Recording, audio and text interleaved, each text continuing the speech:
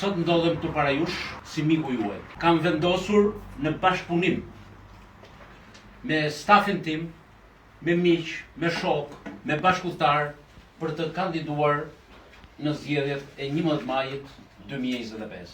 Sepse di çdo hall, çdo problem tuaj.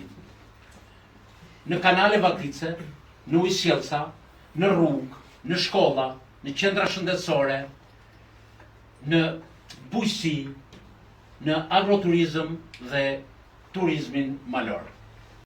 E kam shkelur rrethin e Librazhdit me plan dhe kur them e njoh mirë natyrën, e njoh mirë florën dhe faunën, e njoh mirë blegtorin, e njoh mirë bletarin, vreshtarin, kulinarin, gastronomin, por njoh akoma më mirë varfërin që ka pllakosur cep më cep të rrethit Librazhdit. Jam një pjesë prej 5 apo 10% jetojnë mirë. Dhe këta janë ata që kanë ushtruar pushtet prej 34 vitesh, duke filluar nga viti 1990 dhe deri sot. Ne i njohim këta lloj zyrtarësh, këta lloj drejtorësh, se ç'kanë qenë para 10, 15 vjetësh, 20 vjetësh dhe që janë sot. Jo se janë bërë burra apo gra më të mençura se ne, por sepse kanë pasuri më shumë se ne. Juve keni punuar në emigracion, prindrit tuaj kanë punuar në emigracion dhe kur nuk e kanë atë para. Kanë punuar, kanë ndërtuar një shtëpi, mundohen që të shkollojnë fëmijët, mundohen që të kenë një bujqësi të zhvilluar, një kulinari të mirë, një gastronomi që anvisat tona, nënat, gratë tona gatuajnë shumë mirë, por ju mehet frigoriferi dhe ata për çudi e kanë plot. Fëmijët atyre shkojnë në Greqi, shkojnë në Gjermani, shkojnë në Angli, Kanada, Amerikë për të mbaruar shkollën, jo për të punuar ke pjeshkat, jo për të punuar ke hurmat, jo për të punuar të mbledhin portokalla, ulli, apo të ruajnë baktitë e maqedonësit dhe të gregut, por për të mbaruar shkollën me 15.000 pound në vit. Ku i gjen këta? Pra ky vend është zhytur në korrupsion. Ky vend ka nevojë për një reformim tërësor, rrënjësor, duke filluar tek institucionet që të jenë të drejta, të pavarura dhe të ndërvarura me njëra tjetrën dhe të jenë në shërbim të qytetarit. Por kjo është një politikë e madhe që i përket nesër kuvendit. Dhe ky kuvend duhet të bëj atë që duhet në raport me ligjet. Duhet të bëj atë që duhet në raport me shqetësimet që kanë qytetarët. Nuk angazhohem se do ul diellin në tokë, por angazhohem se për hallet individuale, për hallet në komunitet, infrastrukturore, fjala ime në kuvendin e Shqipërisë do të jetë shpat e zvërtetës, jo shpat që pret koka njerëzish, po shpat fjale, që kjo fjalë të zëj vend. Dhe ku do zëj vend? Do zëj vend sepse unë nuk do le drejtori pa shkuar, nuk do le ministri pa trokitur, nuk do le kryeministër pa u gjindur atje, dhe duke i kërkuar për një infrastrukturë për Librazhdin, duke i kërkuar për një infrastrukturë për Miratën, duke i kërkuar një infrastrukturë për polisin të dalim deri Sopot, pse jo në Zavalin e në Lëpush, në krahun tjetër. Pra, që të japim një vizion të gjerë, që të japim kësaj treve, kësaj nahije, që na e ka falur Zoti kaq të bukur, të japim një dimension të ri, agroturistik dhe turistik, që juve mos e keni mendjen si të merrni çantat dhe t'ikni në Greqi, në Gjermani apo në vende tjera, po ta keni mendjen si do zhvilloni vendin tuaj, si do zhvilloni pronat e parëve tuaj.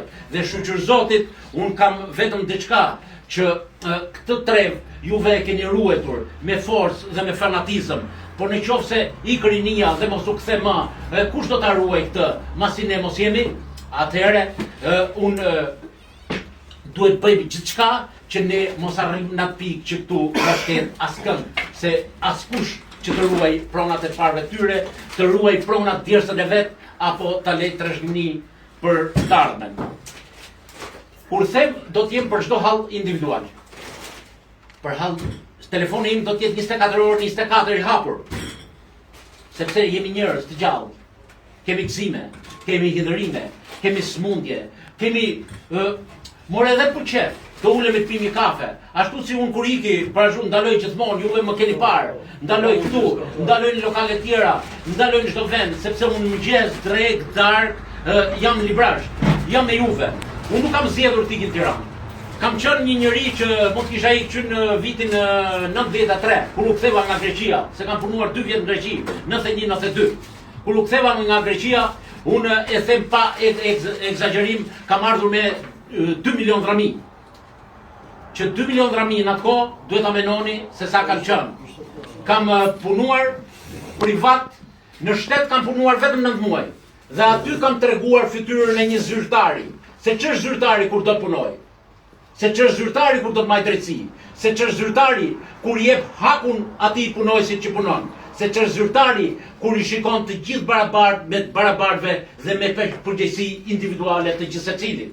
Sepse ne nuk mund marrim masa kolektivisht si në kohën e qoflargut, por ne i japim përgjegjësi dhe kërkojmë llogari për atë që ka marrë të bëjmë.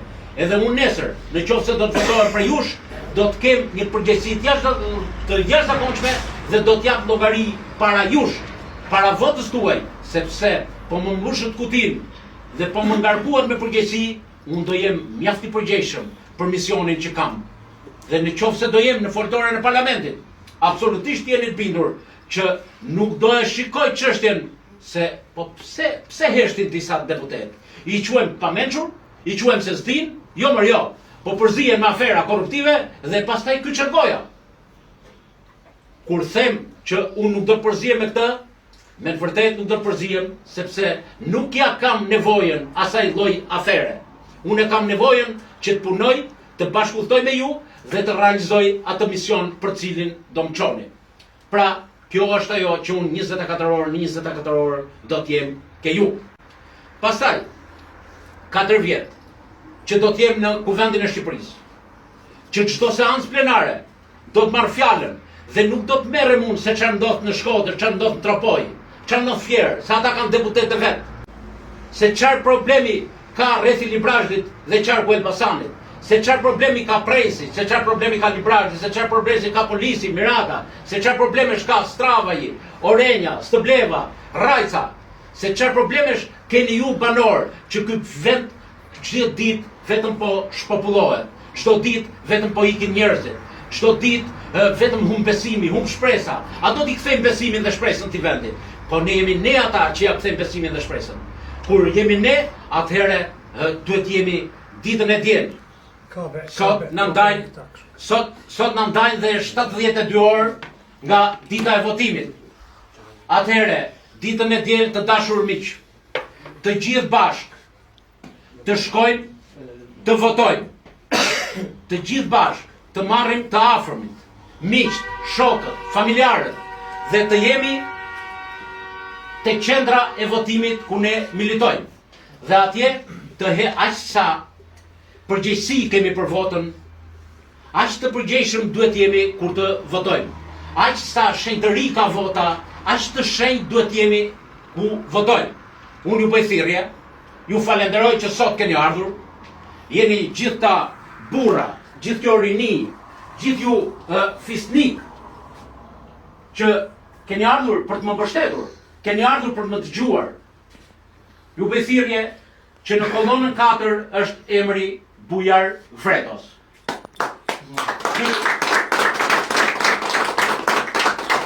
Ky emër e mendoni sikur është secili prej jush.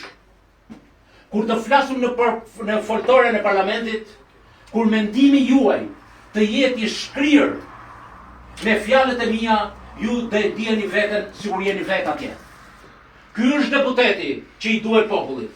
Nuk është deputeti që të hypi marr forë stratave me 200.000 euro, që të tregoj, të jetë sharlatan para njerëzve, sepse në fundit juve ne e njohim njëri tjetrin me rranj me dhëmbak. Ku kemi dhënë, ku kemi marrë, ku kemi miq, ku kemi shok. Dhe nuk duhet tregojmë asnjëherë mendjebatësi karshi njëri tjetrit, por duhet tregojmë sa përgjegjshëm jemi në vlerat që trashëgojmë dhe kemi. Kjo është gjithë historia.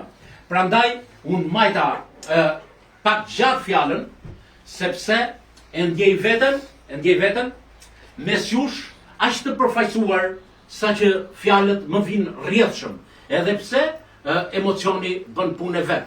Unë kam 34 vite në politikë, kam 34 vite që bashkëpunoj, por sot pas kam një emocion të veçantë. Po pse e kam të emocionon?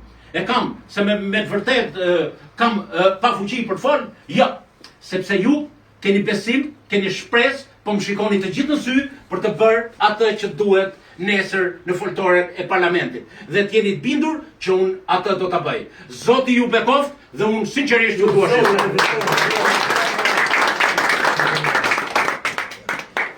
Zuar. Faleminderit.